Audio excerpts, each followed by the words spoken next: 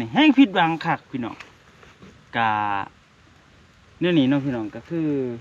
คำแสงคนมานี่1 2 3 4 5ตาอะไรพี่น้องรถไทยยังบ่ทันเต็มอยู่พอดีได้รถหนึ่งพอดีนะ1 2 3 4 5 6 7 8งานเนาะ8ให้นี่นะพี่น้องมือใหม่เฮ็ดหน้าเองเฮ็ดหน้าโดยเจ้าของโดยตัวเองปีแหละมันก็พิษถึงก็พี่น้องเดี๋ยวปีต่อไปถ้าเราสิเฮ็ดดีเราก็ปรับปรุงแก้ไขตัวใดผิดพลาดปีนี้เราก็เอาไปเฮ็ดปีหน้าเนาะไปเฮ็ดให้มันดีขึ้นจะทำเปลี่ยนสบายดีพี่น้องกาทักทายสบายดีเนาะพวกพ่อกับเบาคำแสงมันหน้าพี่น้องมื้อนี้ก็เป็นตอนแรกของวันศุกร์พี่น้องก็คนเขาเนาะตอนแรกๆนั้นเห็นนะตอนแรกๆเห็นเขาผิดหวังพี่น้องแต่ว่าพ่อมาค้นเขามานี่มาค้นพรเขาเสรถนี่แห้งผิดหวังคักพี่น้องกาเนี่ยนี่เนาะพี่น้องก็คือคำแสงคนมานี่1 2 3 4 5ตาอะไรพี่น้องรถไทยยังบ่ทันเต็มอยู่ยังเบิดปิดก่อน5ตาเลยพี่น้อง5งานเลยรถไทยยังบ่เต็มอยู่ก็โคตรผิดหวังเลยพี่น้องตอนแรกปกติหน้าคำแสงนี่แต่ละปีเฮ็ดนั่นได้อยู่ประมาณ40 กระสอบพี่น้องแต่ว่าคำแสงบ่ขาดวางลายเนาะปีนี้เห็นเข้าเลยก็ให้มันได้จัก30ก็ยังดีเนาะพี่น้องเนาะให้ได้จัก30กระสอบก็ยังดีพี่น้องแต่ว่าพ่อมาค้นเข่ามาเห็นพรเขาแท้ๆนี่นะ5-6งานเลย5-6ตาเลยพี่น้องเนาะก็ยังบ่ทันเต็มอยู่พี่น้องผมยังวางอยู่ตั้งหลังเห็นป่ะวางเบิดนี่โคตรผิดหวังเลยพี่น้องเนาะเดี๋ยวยังสิคุยน้ำเมกับอ้ายอีกเนาะกับน้องรัดน้ำกับลานน้ำนะสิจะพากันเฮ็ดนาแซงต้องเฮ็ดอะไรพี่น้องบ่พอกินอีหลีดอกเขาพี่น้องเพราะว่ามันครอบครัวมันหลายคนเนาะอย่างบ่พอกินนั่นแหละก็เลยสิพากันเฮ็ดนาแซงพี่น้องเนาะต้องเฮ็ดนั่นแหละเดี๋ยวสิคุยกับแม่เบิ่งคุยกับมันร้านเบิ่งเนาะว่าหน้าแซงอยู่พุ่นน่ะมันมีคนเฮ็ดบ่พี่น้องก็เป็นดินเจ้าของหน้าเจ้าของแหละหน้าของเอื่อยดินเอื่อยเนาะแต่ว่าแต่ละปีบางเทื่อเขาก็เขาเฮ็ดเนาะเทื่อเขาก็จับจองเป็นปี2 ปีไปเลยนะมาเบิ่งกันอีกเทื่อว่าเขาเฮ็ดบ่ปีนี้เนาะพี่น้อง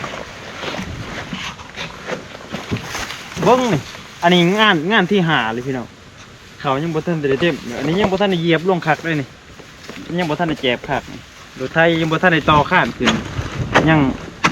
ต่ำๆนี่เมื่อ5-6งานแล้วยังบ่ได้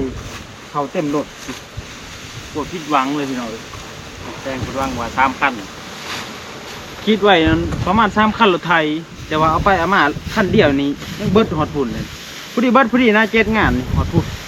ไว้ไปเบิ่งให้หน่อยไว้ไปพุ่นผู้ฮอดชาวลัดฮอดป่าลุงฮอดอาจารย์อยู่พุ่นแหละฮอดพุ่นฮอดแก่ฮอดคลองพายนั่นซะหอตีนปลาตีนดอนพอดีเบิดชุดอยู่พุ่นเนาะย่างแต่ตัวนี้พี่น้องนี่ก็เขาเองอยู่ยังบ่ทันได้เกี่ยวนี่ก็เขาเองเบิดแต่ว่ายังสิได้แต่ตัวนี้นี่แหละหายใหญ่ฮะมันใหม่เบิดเนาะมันบ่เป็นพี่น้องมันเป็นนั่นนี่เลยเป็นกะลอนกะแลนบ่ค่อยมีหมากเนาะโคตรผิดหวังเลยเดี๋ยวสิเฮ็ดหน้าแซงกับ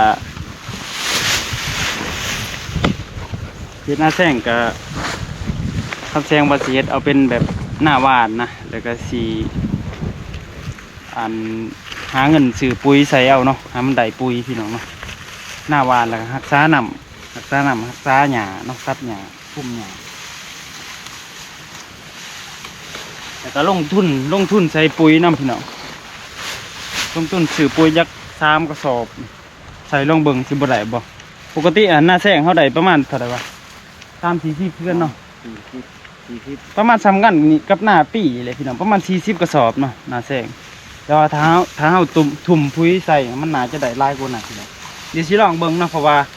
ได้ศึกษาจาก YouTube มานำเนาะพี่น้องฟังไทยนะให้ความรู้นำเนาะแล้วก็ถามไอ้ดอนเพิ่นผู้เคยเฮ็ดหน้าหวานนะ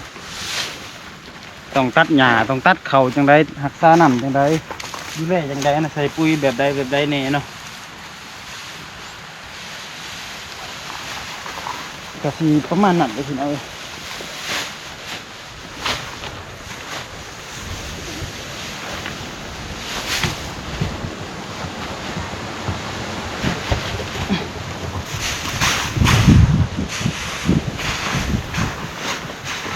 น่าจะพอดีแบบ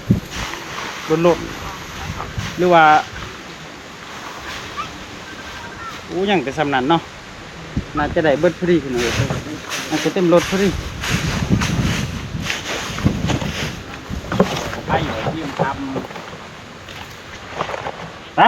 เดี๋ยวสิขับรถไถขึ้นไปเอาเข่าต่อยพี่น้องตามโม่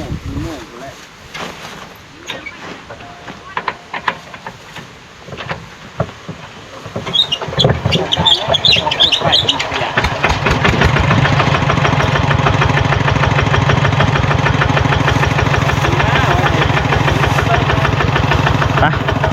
ไปดิสบายดีนี่สิบายต้นแล้วบ่เขาแล้ว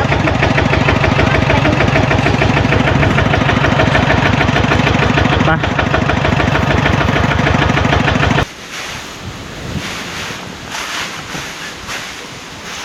พอดีได้รถหนึ่งพอดีนะ1 2 3 4 5 6 7 8งานเนาะ8ให้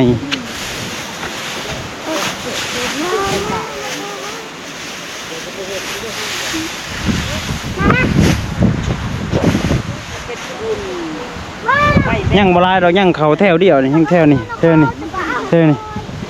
ยังประมาณต้องหันแล้วไปครึ่งนึงได้ครึ่งนึงแล้วว่าซั่นซะ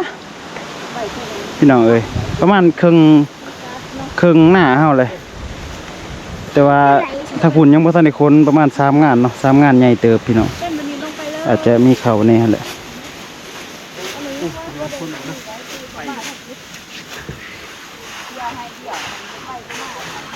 นี่พอดีเลยนี่ยังเขากล้อง1 2กล้องหน่อยๆนี่หั่นพอดีคนใส่เลยพี่น้องเดี๋ยวให้น้องรัดกับป่ากับลุงเกี่ยวเนาะเดี๋ยวกำแสงเสียวเขาเมื่อผิดหวังกับเขาหน้าปีเดี๋ยวไปเห็ดหน้าแซงต่ออีก30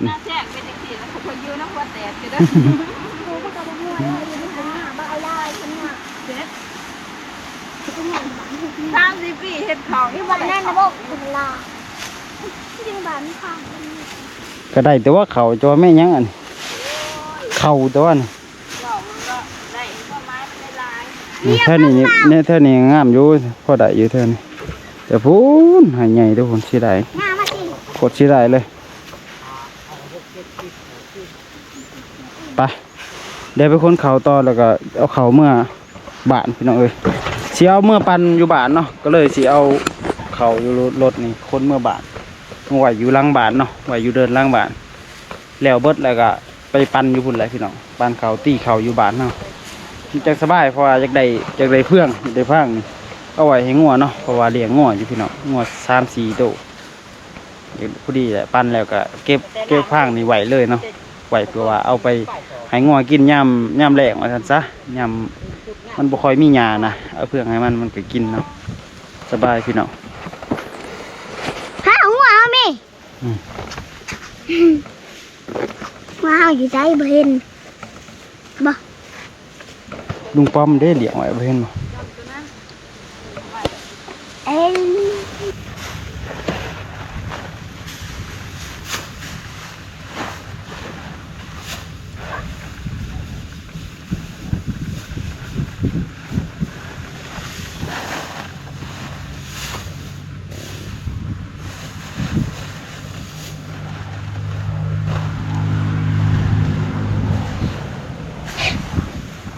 พี่น้องตอนนี้ก็มาฮอดบ้านแล้วเนาะก็เอาเข้ามาไว้อยู่บ้านพี่น้องนี่แหละไว้เดินล้างบ้านเนาะบอลทีเอาตากมันล้างบ้านนี่แหละที่มันก็ไว้นี่ดูแล้วเบิดอยู่หน้าคนเขามาไว้เบิดอยู่นี่กับปั้นพี่น้องปั้นเอาจักเขามาตีแล้วก็ปั้นเขานี่ปั้นเขาเจ๊หัวเอาไว้เก็บไว้ให้งัวเจ้าของแหละเพราะงัวเจ้าของกันเลี้ยงตลอดปีตลอดชาติเพราะว่าสมัยนี้มันปล่อยบ่ได้เลยพี่น้องมีแต่หัวมีแต่สวนเนาะมีแต่เขามีแต่น้ำปล่อยไปก็ไปกัดของเขาจับได้เขาก็ไม้นะพี่น้องเนาะบ่คุ้มเลยพี่น้องคันสิเลี้ยงงัวเลี้ยงควายน้ำมันสมัยนี้นะบ่ได้บ่คุ้มมันมีลายก็คายเถอะนี่แหละเขารถหนึ่งเฮาบัดทงเฮารวมๆน่าจะได้อยู่ประมาณ2 รถ 3 รถนี่แหละ2 รถป้ายเลยพี่น้องก็อัดรถแบบนี้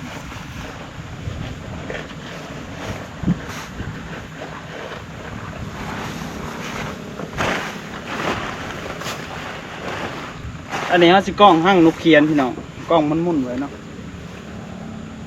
กล้องแล้วก็โยนเขาในกล้องก็โยนเขาในกล้องหั่งนกเขียน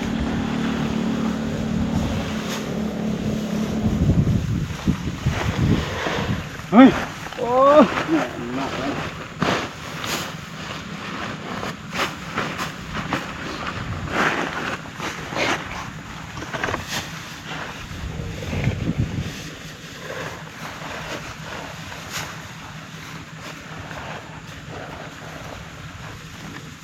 นี่ก็สิคนรถเดียวแหละพี่น้องเพราะว่ายังอยู่ประมาณ2 งานอยู่2 งานป้าย2 งาน 3 งานนี่แหละอยู่หน้านะกระเทินว่าซั่นซะยังบ่หลายก็สิเอาไว้คนมื้อเลยซะให้มันได้เต็มรถเนาะเพราะว่าถ้าเฮาคนก็สิได้อยู่ประมาณครึ่งรถตัวที่เหลืออยู่หน้า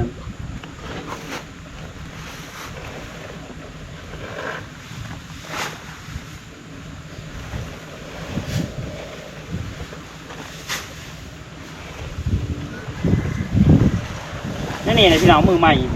เฮ็ดหน้าเองเฮ็ดหน้าโดยเจ้าของโดยตัวเองปีแหละมันก็พิษถึงก็พี่น้องเดี๋ยวปีต่อไปถ้าเฮาสิเฮ็ดดีเฮาก็ปรับปรุงแก้ไขตัวใดผิดพลาดปีนี้เฮาก็เอาไปเฮ็ดปีหน้าเนาะไปเฮ็ดให้มันดีขึ้นสิทำเปลี่ยน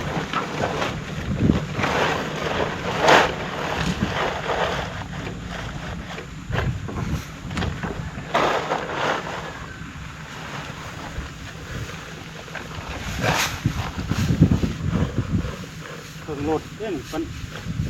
ลงไปในปนานวะมันก็บริหน่อยเนาะ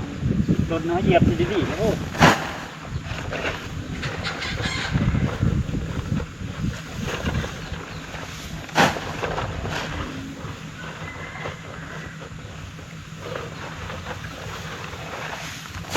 เขา10 สอบจากตัว8 สอบรถนั่งวะโดย8 สอบสมมติว่าในหน้าเด้มันได้2 รถครึ่งอ่ะไล่3 รถ3 รถก็10 ป้าย37 11 38 24 20 กระสอบ24 สอบสมมติว่ามันได้รถละ6 สอบเด้อ36 18ได้อยู่ประมาณ10 ป้ายสอบ มันก็บ่ขนาดนั้นเนาะ ผิดหวังอย่างแรงมันก็ปวดโค้กูแม่เราตกครึ่งเศษยังได้แค่เศษมื้อฉับเสียหายไปเท่า1 โตเนาะเท่าโต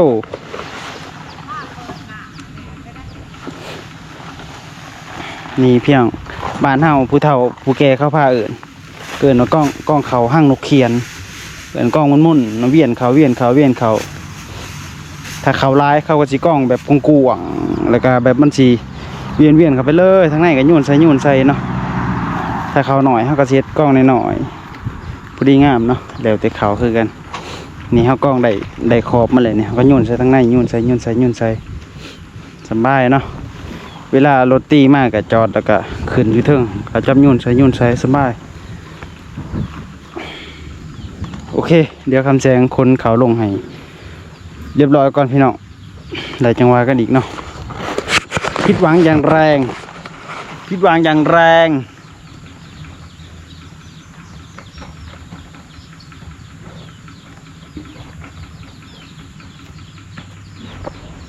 บ่ได้เลือกพี่หนาเอาไหมหรือว่าหน้าแซงนี่เอาไหมพี่น้อง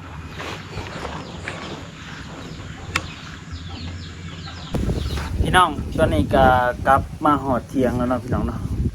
ก็คนเที่ยวเดียวบ่ได้คนอัน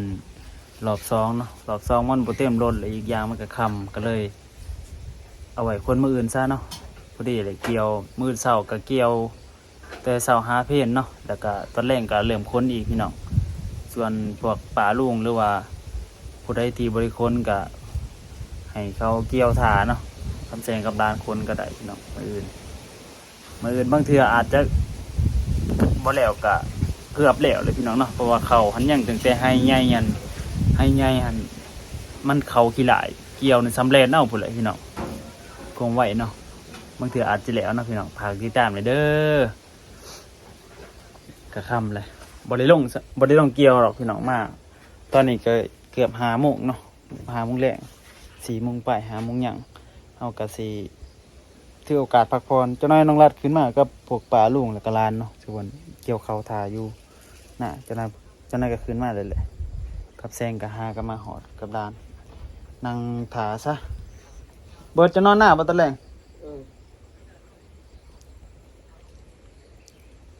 พอดีแหละมื้ออื่นลุกนำแต่เช้าให้มันน่าจะได้ล่าอยู่มื้ออื่นน่าจะบ่แล้วจักหน่อยเลยเนาะพี่น้องจังไดก็ฝากกดไลค์กดแชร์เป็นกำลังใจให้คำแสงมาหน้าเด้อพี่น้องเด้อเป็นกำลังใจให้แน่เจอกันคลิปหน้าพี่หนาเนาะก็สิจบไปเพียงเท่านี้แล้วเนาะฝากเป็นกำลังใจแน่บ่ว่าจะเป็นช่องทางน้องรัดคำแสงนี่แหละน้องพี่น้องเนาะขอบทางครอบครัวเฮาเนาะฝากเป็นกำลังใจที่สำคัญก็เบิ่งโฆษณาให้นำแน่เด้อบ๊ายบา